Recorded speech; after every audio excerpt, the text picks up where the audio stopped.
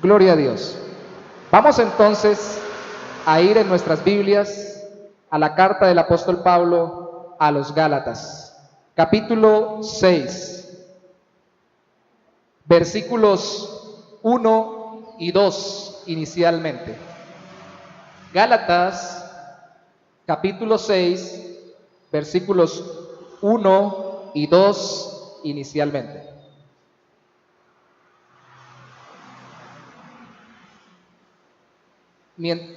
Si ya llegaron mis hermanos, vamos a leerlo juntos. En voz alta voy a leer despacio para que podamos leer juntos. Hermanos, si alguno fuere sorprendido en alguna falta, vosotros que sois espirituales, restauradle con espíritu de mansedumbre, considerándote a ti mismo, no sea que tú también seas tentado. Sobrellevad los unos las cargas de los otros y cumplid así la ley de Cristo. Oremos un instante. Señor, es tu palabra abierta delante de nosotros y clamamos para que sea tu palabra ministrada por tu Espíritu, también abierta en nuestros corazones. Señor, ayúdanos hoy a verte a ti en tu palabra y a vernos a nosotros mismos como aquellos que somos objeto de tu palabra. Ministranos hoy con respecto a el amor, el servicio y especialmente el sobrellevar las cargas los unos de los otros. Te lo pedimos, Señor, para ser cada día más reflejo de tu Hijo, nuestro Señor Jesucristo. Amén. Tenemos ya dos enseñanzas de la semana pasada con respecto al amor entre los unos y los otros. De hecho, la serie de enseñanzas se titula Los unos a los otros. Hablamos hace 2 domingos de amarnos los unos a los otros. No debáis a nadie nada, sino el amaros los unos a los otros. Y vimos aspectos prácticos de ello. La semana pasada hablamos de Gálatas capítulo 5, el capítulo anterior, y decíamos que Gálatas nos decía el apóstol Pablo, en Gálatas nos dice el apóstol Pablo que debemos no usar nuestra libertad para la carne, sino para servirnos en amor los unos a los otros. Hablamos de amor entonces hace 15 días, hablamos de servicio hace 8 días. Y de hecho, mis hermanos, todo lo que hablemos en estas enseñanzas que vienen tiene que ver con lo mismo, pero más profundizado. Nuestra iglesia tiene 3 baluartes dentro de su visión: conocer a Dios, amar al prójimo, servir al mundo. Conocer, amar y servir. Conocer, amar y servir se tiene que volver para nosotros 3 palabras comunes que manejemos: conocer, amar y servir. Conocer a Dios, amar al prójimo, servir al mundo. No podemos servir si no amamos. No podemos amar si no conocemos a nuestro Dios. Y habiendo visto una serie anterior sobre todos los atributos de Dios, en esta serie lo que queremos es enfocarnos en cómo amar a los hermanos y servirles. Y hoy es sobrellevar las cargas los unos a los otros. La semana pasada hicimos un análisis sencillo y corto, pero introductorio de todo Gálatas para poder abordar el tema del servicio. Y finalizando sus argumentos, de acuerdo a lo que dijimos la semana pasada y lo recordamos hoy, contra la judaización de la iglesia, mire por favor el capítulo 5 de Gálatas, capítulo 5, versículo 25. El apóstol escribe así, ya cuando va terminando la carta, al final del capítulo 5 dice: si vivimos por el Espíritu, verso 25, Gálatas 5, 25, andemos también por el Espíritu. No nos hagamos vanagloriosos, irritándonos unos a otros, envidiándonos unos a otros. Porque, mi amado hermano, los que habían llegado a judaizar la iglesia, especialmente pidiéndoles que se circuncidaran como el Antiguo Testamento lo decía, no lo hacían guiados por el Espíritu Santo, lo hacían guiados por su orgullo religioso personal de poder tener más adeptos a sus movimientos y rituales religiosos del Antiguo Testamento que ya no son vigentes para nosotros en el Nuevo. Nos detuvimos un buen rato en eso la semana pasada y espero que tengamos claro que hay muchos aspectos de la palabra de Dios del Antiguo Testamento que ya no trascienden para nosotros en Cristo, y no trascienden porque Cristo los cumplió. ¿Cuáles trascienden? Aquellos que tienen que ver con respecto a la ley moral de Dios y que siempre tendremos que cumplirlos, ya no para ganarnos la salvación, sino porque somos salvos. Decíamos hace 15 días que entonces debemos no robar, pero no porque para ganarme la salvación yo cumplo el mandamiento de no robar, sino porque ahora amo a mi prójimo, entonces no lo robo. Y el Espíritu de Dios me guía a vivir conforme a la voluntad del Señor. Pero los rituales religiosos, ya no sacrificamos holocaustos, ya no tenemos necesidad de vestiduras especiales. Ustedes ven que el pastor de esta congregación, lo más especial que se pone es una corbata y un saco. Y lógicamente trata de venir bien vestido para la iglesia, pero no se pone un clérigo. Respetamos a quienes así lo hacen, pero entendemos que no nos colocamos vestiduras especiales sacerdotales diferentes, porque ahora todos los creyentes son sacerdotes en Cristo, pueden interceder delante del Padre. Y aunque los pastores y ministros sean llamados especialmente para servir en la iglesia, no vamos a hacerlo conforme al Antiguo Testamento. Ya eso lo cumplió Cristo, que es nuestro sumo sacerdote. ¿Claros hasta ahí?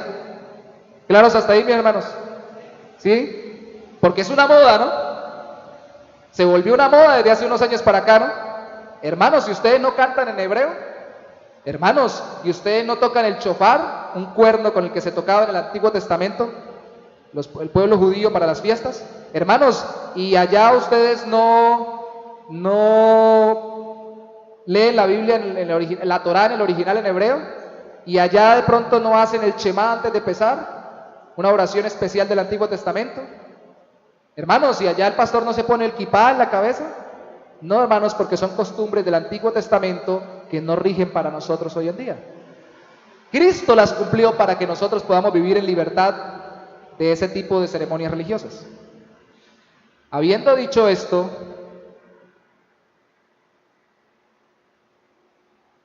vaya a Gálatas 6:1 de nuevo conmigo. Gálatas 6:1. Dice: hermanos, si alguno fuere sorprendido en alguna falta, vosotros que sois espirituales, restauradle con espíritu de mansedumbre, considerándote a ti mismo, no sea que tú también seas tentado. Hermanos, si vivimos por el Espíritu y somos guiados por el Espíritu Santo, somos entonces espirituales. No es espiritual el que hable más dulce o delicado, no es espiritual el que camine como si estuviera pasando por el aire, ni es espiritual aquel que se viste de una forma u otra, ni somos espirituales por hablar de cosas tremendamente enredadas y místicas que casi nadie entiende, ni somos espirituales por sentir cosas raras en medio del ambiente. Somos espirituales cuando somos dirigidos por el Espíritu de Dios. Amén. Por eso una persona espiritual, no se dejen engañar, mis hermanos, no es aquella que habla bonito y pareciera como si estuviera hablando cosas muy profundas y tratara duramente su vida y su cuerpo, como dice Pablo, con determinadas costumbres religiosas y todo lo demás, sino que sencillamente es la persona que, así sea un señor que trabaja en un banco, o un señor que está trabajando en una zapatería, o el presidente de la república, o cualquier obrero en una fábrica, se deja guiar por el Espíritu Santo en la santidad y la voluntad de Dios. Ese es el espiritual. Amén. El que cree en Cristo y es guiado por el Espíritu Santo es el espiritual, y ese no es orgulloso, porque el Espíritu Santo es espíritu de humildad también y de mansedumbre. Entonces Pablo está uniendo la finalización del tema diciéndole, bueno, hermanos, si van a ser espirituales, compórtense como espirituales. Y recuerden que un espiritual piensa en aquellos que están en el mismo cuerpo insertados por el Espíritu Santo. Y para esto hagamos una analogía. Usted imagínese qué pasaría si alguna parte de su cuerpo estuviera enferma, o hubiera sufrido un accidente, o hubiera pasado alguna dificultad. ¿Usted qué diría? Ah, bueno, eso es el cuerpo, por ejemplo, ese es mi brazo, se enfermó, me lo voy a cortar y lo dejo botado. Al rato se le enferma la pierna, y usted dice, bueno, esa es mi pierna, la voy a cortar y la dejo botada. ¿Podemos vivir sin pierna y sin brazo? Sí podemos, pero ¿qué clase de vida tendremos? ¿Cierto? Al rato de pronto es un órgano fundamental. Ah, el que está dando problemas es el corazón. Quítenme el corazón. No se puede porque se muere. Aunque haya órganos más fundamentales para la vida, todos los órganos son importantes. Y mantener la integridad del cuerpo es importante para que podamos seguir viviendo. ¿Sí o no? Hay personas que se han muerto por un balazo en una extremidad, desangrados. No fue en el corazón, no fue en el cerebro, pero no lo atendieron a tiempo, descuidó su órgano y falleció. Hermanos, como espirituales nosotros tenemos que saber algo. Cada persona de la iglesia, cada persona que camina con Cristo, es importante delante del Señor. Así la función que cumpla no nos parezca tan importante. Y en ese orden de ideas, nosotros debemos tratar de restaurarlo o traerlo de nuevo al funcionamiento normal y natural dentro de la iglesia. Porque ser cristiano, escuche esto, implica estar dispuesto a ayudar a otros en sus debilidades y fallas. Eso es ser cristiano también. Así como Cristo llevó nuestros pecados sobre él. Si usted lee conmigo el capítulo 6, en el versículo 2 de Gálatas, dice: sobrellevad los unos las cargas de los otros y cumplid así la ley de Cristo.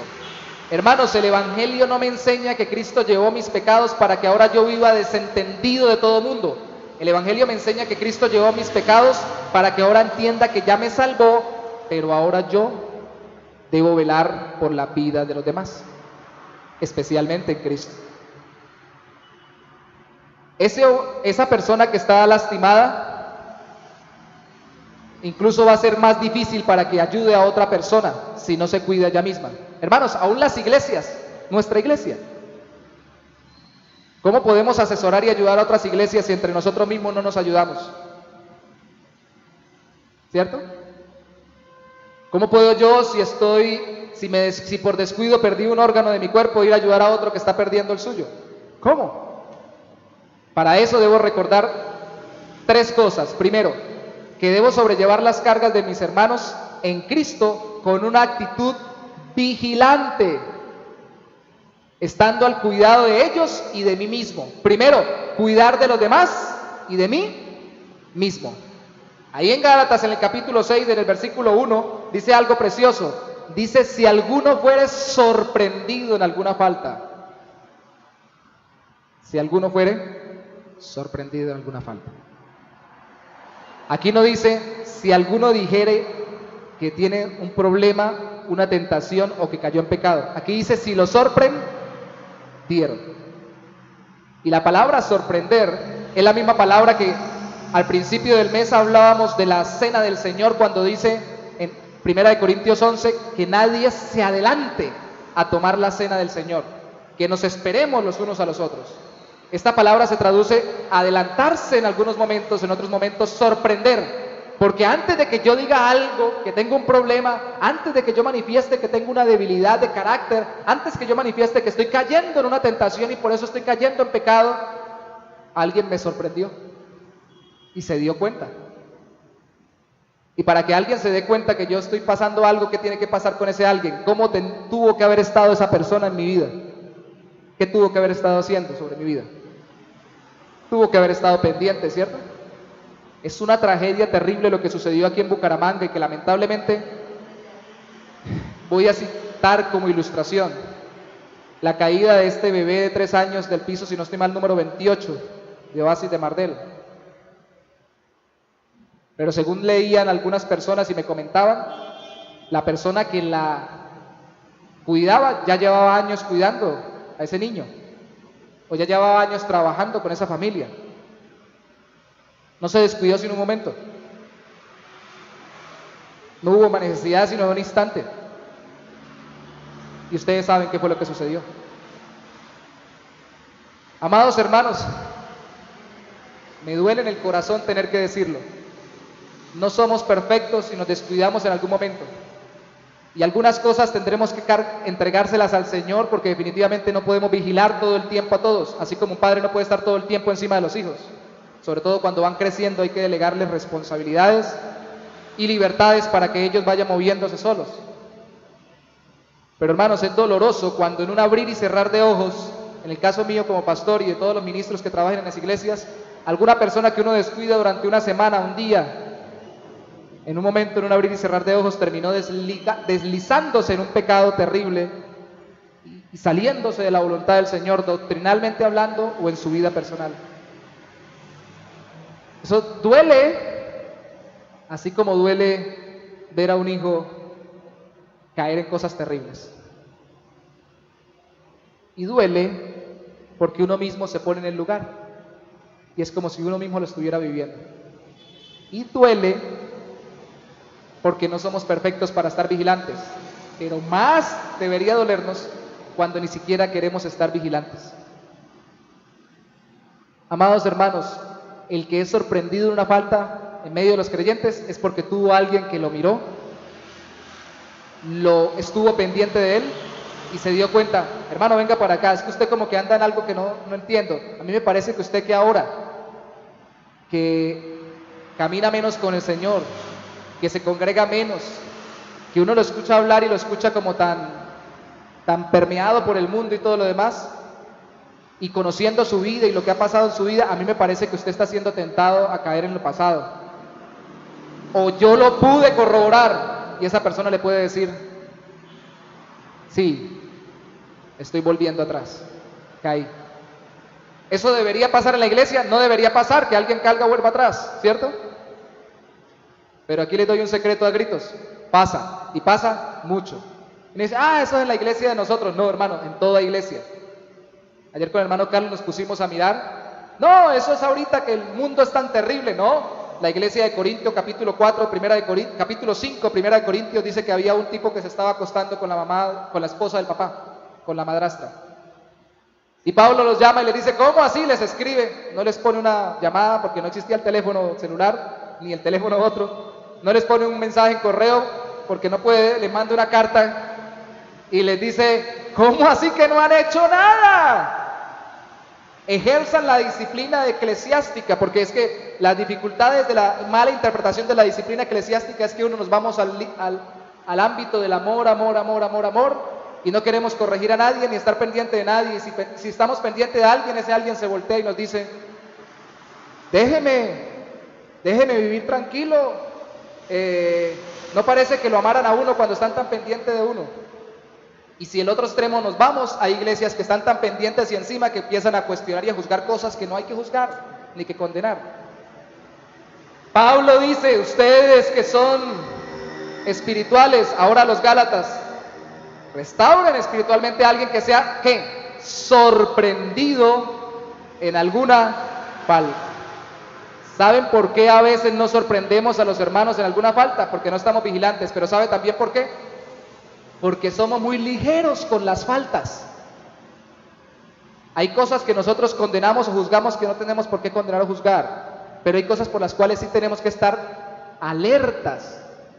Y creo que la razón es que poco conocemos la santidad de Dios. Recomiendo la serie, el libro La Santidad de Dios de R.C. Sproul, y la serie de videos que tradujeron al español en estos días y que están en YouTube, La Santidad de Dios. Él cita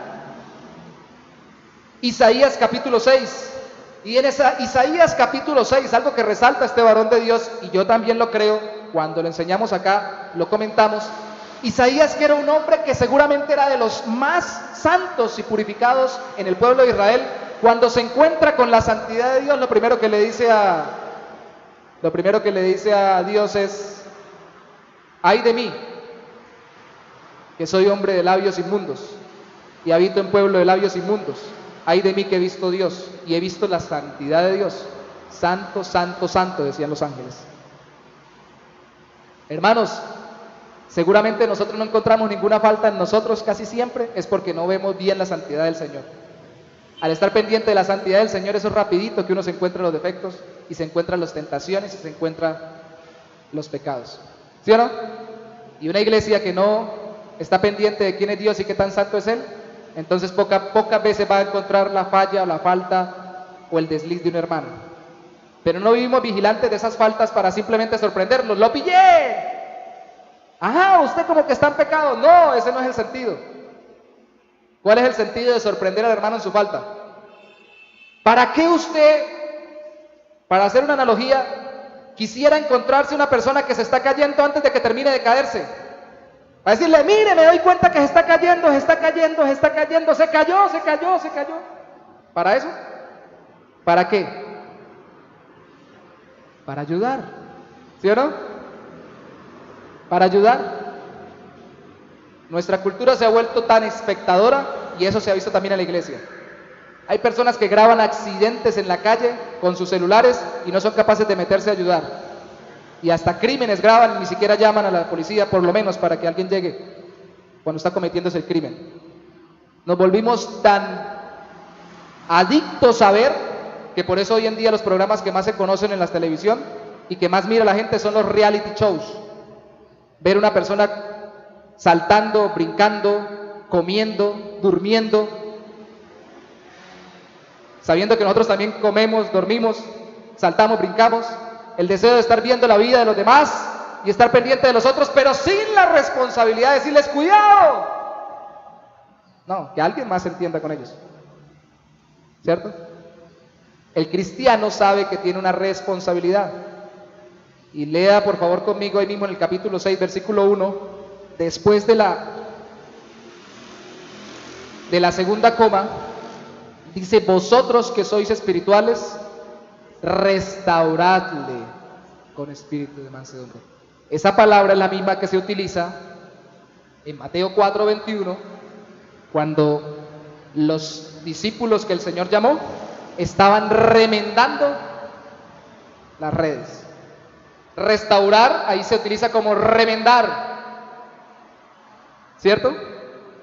Porque mi amado hermano, una persona que cae en pecado, una persona que vuelve atrás, es una persona que queda como rota, descompuesta, y que le queda difícil volver a caminar fielmente con el Señor.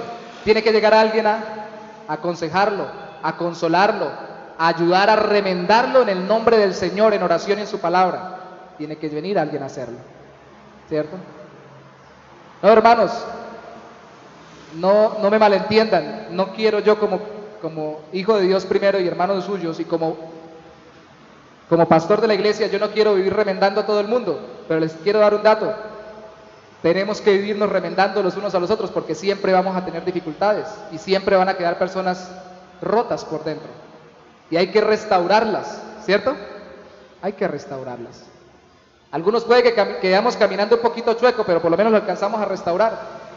Es mejor una articulación restaurada al cuerpo. Ayer escuchaba a Marcos Vidal y decía que un día, el cantante y pastor cristiano, decía que un día él estaba tocando en una iglesia y le dijeron, hermano, qué unción la que usted tiene, eso el Señor se manifiesta. Lo que más me gusta de usted, más allá de los mensajes en las enseñanzas y en las canciones, es que cuando usted está cantando, el Espíritu Santo lo pone a temblar. Y él dijo, hermano, ¿te cuento algo? Yo tuve una enfermedad cerebral a los 14 años, quedé sin poder caminar, y ahora lo que me quedó es que casi siempre la parte izquierda del cuerpo me tiembla.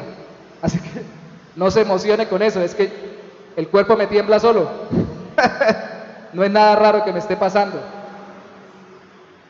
Y aunque le tiembla, usted lo mira tocar el piano, la usa, así haya quedado afectada. Fue restaurada esa parte de su cuerpo a la función que el Señor le dio como propósito en esta vida. Y aunque hayan pasado cosas terribles por su cerebro y por su cuerpo, ahora su cuerpo en conjunto está trabajando conforme al propósito de Dios.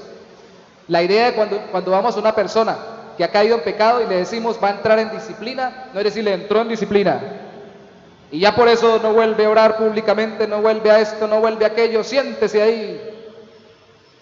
Hay denominaciones que hasta les ponen cintas negras a esas personas, van a un extremo terrible. No, se trata de restaurarlo. Vamos a pasar por un proceso de consejería, vamos a acompañarla en oración, vamos a estar pendientes de cómo va Dios levantándola y vamos a buscar acompañarla en medio de la restauración de su vida para que vuelva a integrarse al caminar con el Señor conforme a su voluntad. ¿Cierto? Eso es disciplina bíblica, eso es restauración. Y si mira por favor conmigo la parte final del capítulo 6, versículo 1, dice, considerándote a ti mismo, no sea que tú también seas tentado. La palabra falta, del que cae en la falta, significa alguien que se desvió y se cayó junto al camino. Y la palabra tentado también se traduce como intento en otras partes de la Biblia. Entonces quiere decir que en tanto mi carne pecaminosa, como el mundo, como Satanás mismo a través de los que no caminan con el Señor, van a intentar desviarme para que caiga fuera del camino del Señor. Eso es tentación. Eso es tentación. Amado hermano, usted puede estar orando fielmente, usted puede estar leyendo Biblia fielmente, usted puede estar juicioso con el Señor y santificado de acuerdo a su voluntad, puede estar tremendamente metido con Dios y siendo tremendamente espiritual, y eso no lo libra de que sea tentado, porque hasta el mismo Señor Jesucristo fue tentado por Satanás. Y Él no tenía una naturaleza pecaminosa como nosotros. Así que dice, considérate a ti mismo porque tú también puedes ser tentado, ¿cierto? Entonces cuando yo me acerco a alguien a ayudarlo a levantar, tengo que pensar que yo podría ser el caído y quisiera que alguien me ayudara a levantar. Entonces no solamente tengo que estar pendiente de mi hermano en que está cayendo, sino también tengo que estar pendiente de mí mismo, que no caiga, porque es terrible que yo esté levantando a alguien y tenga la pierna rota y me caiga junto con él. ¿Sí o no? Y ya no solamente me cuido para mostrarme santo, perfecto, puro y sin mancha. No, no es por ufanarme, es por poder ser útil. Si usted se guarda en santidad, usted no se guarda en santidad simplemente para que digan, ay, qué bonito camina ahora este hombre o esta mujer de Dios. Antes era tal cosa, ahora es así. No, es para poder ser útil. Útil, para poder ser útil. ¿Sí o no? No se trata tampoco de llegar y ponerme enfrente del que se cayó, en el ejemplo gráfico de si se hubiera caído sobre el piso, y decirle, mire cómo yo sí no me caigo, porque camino bien. Y empezar a mostrarme y a ufanarme de que yo no me caí. No, se trata de ayudarlo a levantar, considerándome porque yo también podría haberme caído como él se cayó. De eso se trata. De eso se trata. Amados hermanos, ¿cuántas personas usted ha conocido que han caminado con Cristo y ahora no caminan con el Señor? Si lleva ya algún tiempo con Dios, tiene que haber conocido varias, ¿sí o no? ¿Cuántas usted ha conocido que no caminan ya con Dios porque volvieron a su vida pasada y entendieron que podían disfrutar, entre comillas, del mundo si realmente abandonaban a Dios, volviendo a sus pecados pasados? ¿Cuántas? ¿No debería dolernos en el corazón que algunas personas de esas podrían haber sido creyentes que cayeron y simplemente por falta de ayuda de otros creyentes no volvieron rápidamente a caminar con el Señor? Yo creo que si son verdaderos creyentes, como dice Pablo en 1 Corintios 5, del hombre que estaba con la mujer, con la madrastra, cuando salen de la iglesia son mortificados en la carne, pero luego al final son vivificados en el espíritu, regresan a caminar con el Señor. Pero nosotros somos los instrumentos de que regresen. Nosotros somos los que los recibimos y nosotros somos los que los ayudamos a restaurar. ¿Cierto? Somos nosotros. Entonces tenemos que estar vigilantes de los demás y vigilantes de nosotros mismos. Además, debemos cargar con el pecado ajeno, hermanos. Ah, no, yo no cargo con pecados ajenos, diría alguien. Cada uno que se entienda con su vida. ¿Quién los manda a no hacer caso? ¿Quién los manda a ser tan negligentes? ¿Por qué no oran? ¿Por qué no leen Biblia? ¿Por qué no se congregan? ¿Por qué no hacen esto? ¿Por qué no hacen aquello? ¿Quién los manda? se acerca un hermano a nosotros a pedir ayuda, nuestra actitud debe ser: vamos a ayudar. ¿Ustedes recuerdan el hombre que le cargó la cruz a Cristo? El que le cargó el patíbulo, el madero. Simón de Cirene. Simón el Cireneo. Qué experiencia tan tremenda. Se cree que Alejandro, que es mencionado en el, no recuerdo si es Alejandro o Rufo, uno de los dos, que es mencionado por Pablo en una de sus cartas, era hijo de ese Cireneo, de ese Simón, y se volvió un hombre muy importante en la iglesia cristiana, porque Simón fue impactado con el hecho de cargar la cruz de Cristo. Lo que pesaba no era el madero, hermanos, lo que pesaba era el sufrimiento que Cristo llevaba por nuestros pecados, el aborrecimiento de Dios por nuestros pecados. Y cuando Él carga el Él carga el madero de Cristo, seguramente el Espíritu Santo obra en su corazón y empieza a ver todo lo que tiene que cargar Cristo por nosotros. ¿Y qué viene a hacer entonces el creyente que sabe que Cristo cargó su pecado? Ayuda a los demás con sus tentaciones y pecados. ¿Sí o no? Ahí dice: cumplid, versículo 2, la ley de Cristo. Y la palabra cumplid en otras partes es traducida completad, porque el Señor cargó nuestros pecados sobre Él. Y sí somos libres, pero la obra de santificación en esta tierra continúa. Y para que se complete esa obra de santificación, tiene que haber creyentes al lado que ayuden al otro a que se santifique. Esa es la importancia de la iglesia, de congregarse. Hasta Cristo tuvo quien lo ayudara con la cruz física, no con la espiritual de nuestros pecados, pero sí con el madero. Y nosotros a veces pensamos que podemos vivir nuestra vida espiritual con el Señor solos. Y usted le pregunta a la mayoría de gente que no vuelve a congregarse: ¿y por qué no se congrega? No, tengo muchos afanes, y además de eso, solo en mi casa oro. Y yo solo busco a Dios. Yo solo. Porque para andar con Dios solamente se necesita la comunión con Él. Mentiras del diablo. Dios estableció la iglesia precisamente para eso, porque la mano mía no puede decir: yo no necesito la cabeza, yo solo ando por ahí. Entonces imagina que mis pies digan: yo no necesito la cabeza de Yorley, los pies andan por otro lado y la cabeza que se queda ahí tirada. Me vuelvo loco el día que vea mis pies caminando diferente a como mi cabeza anda. Amados hermanos, este es el engaño del diablo y esa es la acechanza de Satanás.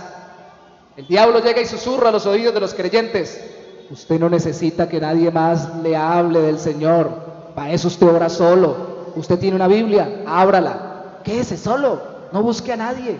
Y si tiene problemas y está siendo tentado, no le cuente a nadie, no le diga a nadie. ¿Para qué? ¿Para que se metan en su vida? No le diga a nadie. ¿Necesita que oren por usted por algo? No, ore solo. Dios le puede contestar solo. Y lo va alejando como el carbón que se saca de medio de una fogata. Se va enfriando en la medida que está más tiempo lejos. ¿Sí o no? ¿Sí o no? ¿Sí o no, hermanos? Como decía un pastor amigo mío que está en Cúcuta: amén o ayayay. Porque también es para mí. Quien les habla, cuando nació en Cristo, tenía esa visión individualista también. Y he luchado contra mi propia tendencia carnal a pensar que uno solo camina con Dios y no necesita a nadie. Y cuando fui llamado al ministerio, qué cosa tan tremenda, tuve que luchar más, porque era una persona llamada al ministerio que no creía que la gente necesitara congregarse. ¿Quién fue el que me enrostró la verdad de que esto es una mentira del diablo? El mismo Señor, a través de su palabra. Y a través del ver a tantos hermanos caídos en medio de la batalla, que creyeron que solos podían contra el mundo. Y me da risa cuando escucho a algunos narradores de fútbol, algunos son muy jocosos, y hay uno colombiano que no me gusta mucho cómo narra todo, pero una expresión sí me gusta. Se va el jugador adelante con el balón él solo contra todos los defensas y no la pasa a nadie, le dice: va solo contra el mundo, va solo contra el mundo, va solo contra el mundo. Quiere hacer un milagro, va solo contra el mundo. El mundo le ganó, noticia, el mundo le ganó al pobre jugador. dice el narrador. Y así a veces sabemos creyentes llaneros solitarios.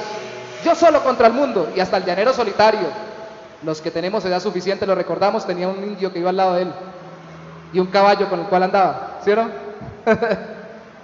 Hermanos, Lo que el Señor nos está diciendo es que tenemos que cargar el pecado ajeno para reflejar a Cristo. No, yo no me voy a cargar al punto de, como si fuera mi pecado, tener que rendirle cuentas a Dios, pero sí tengo que rendirle cuentas a Dios de la ayuda que yo le pueda prestar. La palabra para carga, ahí es baros, que es donde sale barómetro, y es la palabra donde sale el barómetro, es el que mide el peso del aire, la presión que el aire ejerce. La palabra para carga en el versículo en el versículo 5 de ese capítulo es otra palabra que significa cosa que es transportada, y esa es la palabra que utiliza Cristo cuando dice ligera es mi carga y mi yugo es fácil. Pero cuando utiliza la palabra en el versículo 2 de carga, está hablando de la carga del pecado, del asedio, de la tentación, del mundo, del diablo y de todo que viene a querer desestabilizar a una persona. Es muy duro, es muy pesado, y uno no puede solo. Para eso necesita a Cristo, y para eso necesito a las personas que Cristo puso a mi lado. Porque para el cristiano, escuche esto, es ley. Para el cristiano debe ser ley ayudar al pecador a salir del pecado por medio de la fe en Cristo. Debe ser una ley para nosotros, no en el sentido legalista de escribirla y seguirla como una ordenanza, sino en el sentido de principio o valor importante en nuestro corazón. Mi prioridad, cuando yo veo a alguien en pecado, es ayudarle a salir de ese pecado, así como Cristo me sacó a mí. Ayudarlo a salir no por mis fuerzas, sino por la fe en Cristo. Esa es mi prioridad. Mi prioridad no es ver a la gente en pecado y decirle, usted está en pecado. Mi prioridad es decirle, usted está en pecado, pero Cristo es el Salvador. Arrepiéntase y crea en el Señor Jesucristo, si es inconverso. Y si es creyente, confiese su pecado, voy a orar por usted, vamos a acompañarnos y juntos vamos a salir de esto. Juntos vamos a salir de esto.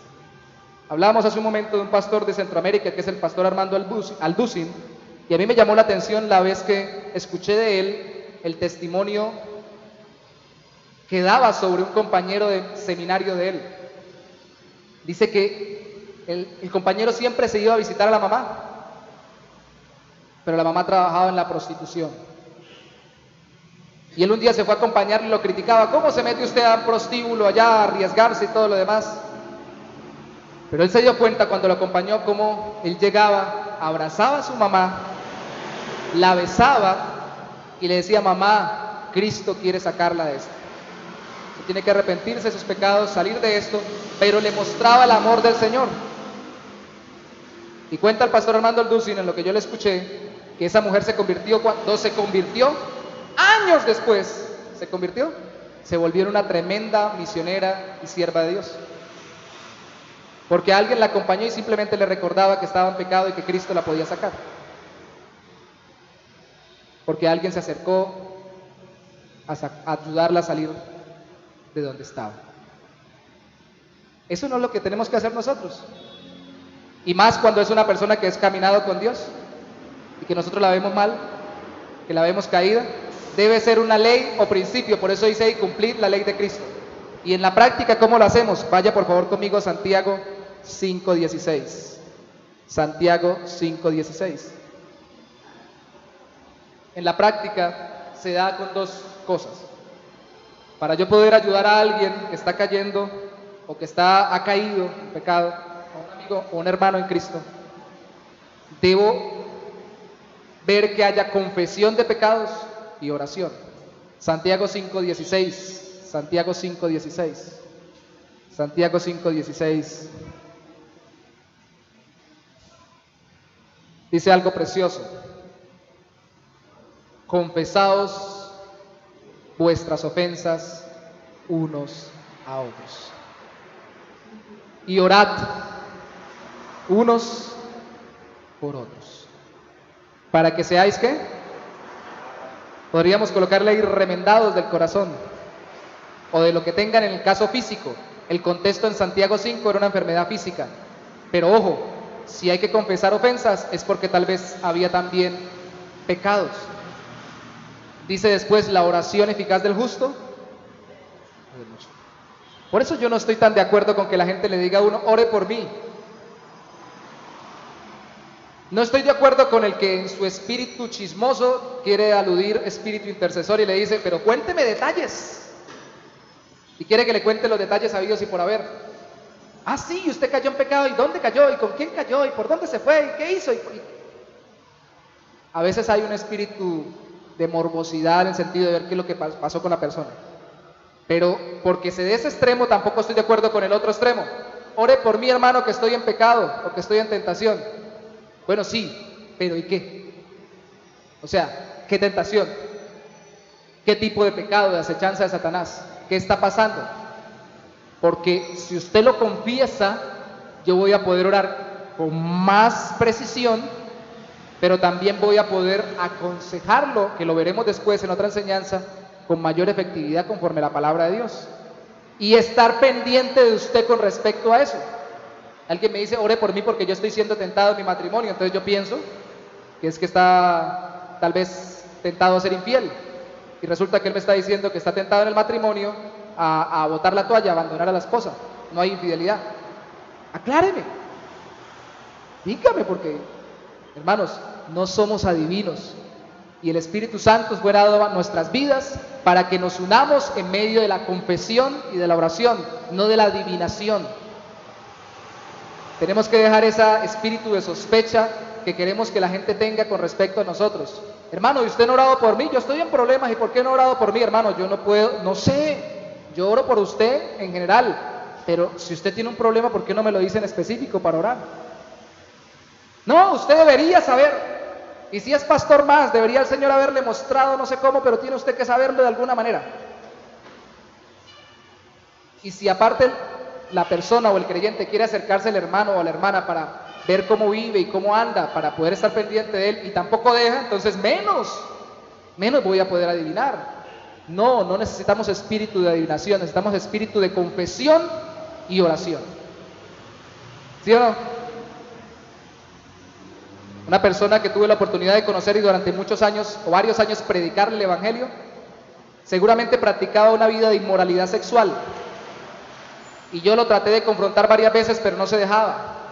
Un día en su lecho de muerte, al parecer murió de una enfermedad, no sé si fue el SIDA, porque los familiares negaron al final que fuera una enfermedad de este tipo, pero murió, para mi concepto, una enfermedad de este tipo. Cuando yo fui a visitarlo al hospital, él me miraba y me agarraba la mano, como cuando quiere uno decir algo, ¿no? Pero al lado estaba la familia. Entonces yo le decía, dígame, hable, no se preocupe. ¿Cómo oro? Yo estoy orando porque Dios lo sane, pero si tiene algo que decir que lo carga en su corazón, dígalo. Él no fue capaz porque tenía la familia al lado. Al poco tiempo salió, se oró por él y se sanó. Bueno, o por lo menos se restableció. Al poco tiempo salió. Y yo, como no tenía ya que visitarlo en la ruta de mi trabajo, di gracias a Dios porque se había sanado, pero me quedé pensando, tal vez quería confesar su vida de pecado delante del Señor. Yo no necesito venir delante del cura en el confesionario a decirle, Padre, he pecado, vengo a decirle tal cosa. Para eso tengo a mi Señor a través de Jesucristo para decírselo, ¿cierto?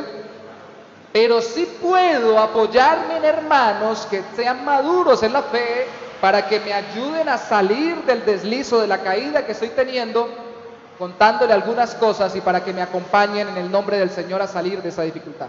¿Sí o no? La historia con este muchacho no termina bien y para mí fue un dolor muy grande. A los pocos días de haber salido volvió a hospitalizarse y ya no volvió a salir. Falleció. ¿Cuánta gente muere con el corazón cargado y la boca sellada? Y uno dice, pero que le confiese los pecados a Dios. Yo también lo creo, le puede confesar los pecados a Dios, pero la mayoría de las veces la gente que no abre su boca delante de una persona es porque no lo ha hecho delante de Dios. La mayoría de las veces. Porque sabe que si se lo cuenta a una persona va a estar vulnerable, va a ver la otra persona que ya es débil en algún aspecto. Mientras tanto se lo guarda, que nadie sepa que yo tengo esta debilidad, que tengo este problemita. Nadie me descubra. ¿Y sabe por qué lo hace? Porque seguramente no le está pidiendo a Dios que le envíe a alguien a ayudarlo. Amados hermanos, hay que confesar. y que orar. Entonces, cuando lleguemos a orar por alguien y alguien nos pide oración, digámosle, hermano, listo, yo voy a orar por usted. ¿En qué aspecto? ¿Qué hay que orar? ¿Qué es lo que está pasando? Esto y esto, listo, puntual. Necesita que hablemos sobre el asunto, yo oro por usted. Pero podemos ver lo que la Biblia enseña sobre eso y lo puedo acompañar en el proceso si es una tentación para caer en pecado. ¿Cierto? ¿Qué tal si alguien se le hubiera acercado a David así? David hubiera dicho un día, usted se imagina la historia en la Biblia, si David hubiera dicho un día, se hubiera volteado y le hubiera dicho a uno de sus siervos, siervo, usted es el siervo, yo soy el rey. Pero ahorita que me subí a la terraza vi una muchacha muy bonita en la casa de al lado. Y me siento tentado a ir a buscarla porque yo soy el rey y ella va a hacer lo que yo le diga. Y hubiera sido un hombre de Dios y le hubiera dicho, no hagas eso, rey, porque ofenderás al Señor e irás contra tu propia integridad. De hecho, alguna vez a ese David, estando en la calle como un guerrillero cualquiera, perseguido por Saúl, una mujer, Abigail, se le acercó y le dijo que no matara a su esposo, a Nabal.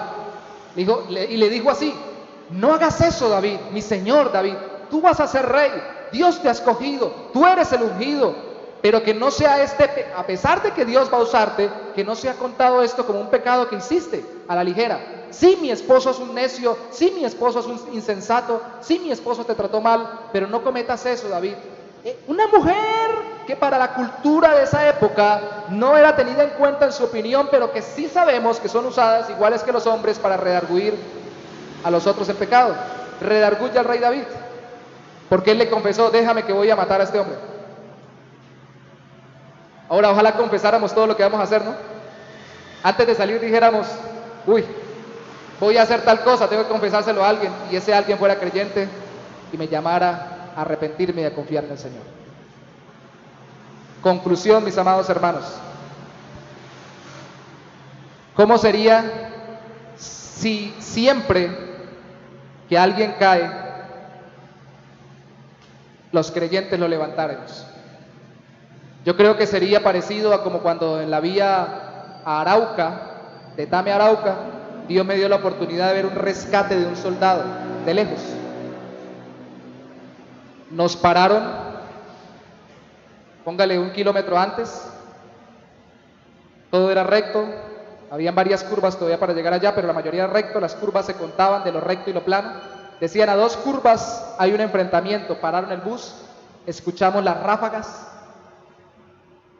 uno escondido y temeroso, pero de lejos nos dimos cuenta como un helicóptero suavecito, de esos más lentos, rodeaba una zona que podíamos ver y disparaba alrededor de esa zona, helicóptero del ejército. Y luego llegaba otro helicóptero de esos rápidos, Black Hawk, esos negritos, y se metía, se clavaba en la mitad de esa zona para rescatar a alguien. Alguien nos dijo que era un soldado que estaba herido y que lo estaban, el otro helicóptero cubriendo mientras el más rápido entraba y lo rescataba. Por un soldado, por uno. ¿Cómo sería si la iglesia fuera así? ¿Cómo sería si cuando algún hermano confesara sus pecados y sus culpas y sus dificultades, nosotros lo rescatáramos y lo levantáramos tan rápida y efectivamente en equipo como estas personas? ¿Cómo sería si nosotros, como ese soldado, que seguramente tenía algún radiocomunicador, llamara y dijera, estoy en medio del territorio enemigo, quedé mal, me pueden rescatar? Creo que habría menos personas perdidas en medio de la batalla espiritual de este mundo. Pero a veces ni hablamos ni atendemos a los que hablan. Hay que confesar, hay que orar por su limpieza. Amén. Vamos a orar. Padre, te damos gracias en esta mañana, mi Rey, por habernos rescatado, por habernos restaurado, por haber llevado nuestros pecados.